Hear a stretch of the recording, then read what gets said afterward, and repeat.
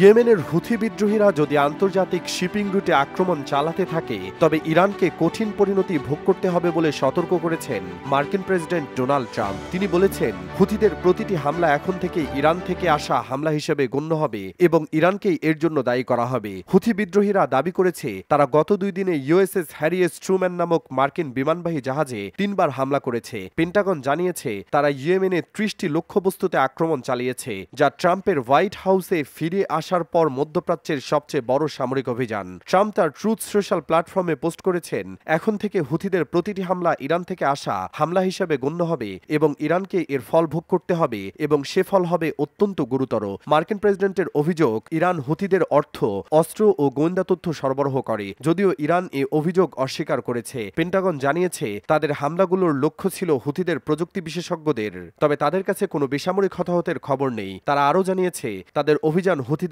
সামরিক ক্ষমতা দুর্বল করতে এবং অঞ্চলের শিপিং রুটগুলোকে সুরক্ষিত করতে চালানো হচ্ছে। অন্যদিকে হুথিরা বলছেন মার্কিন বিমান হামলায় ইয়েমেনের আল জৌফ এবং হুদেইদা এলাকায় 53 জন নিহত হয়েছে, যাদের মধ্যে অন্তত 5 জন শিশু ছিল। তারা বলছে রেড সির শিপিং রুটে হামলা চালাতে থাকবে যতদিন না ইসরায়েল গাজা উপত্যকার উপর তার অবরোধ তুলে না নেয়।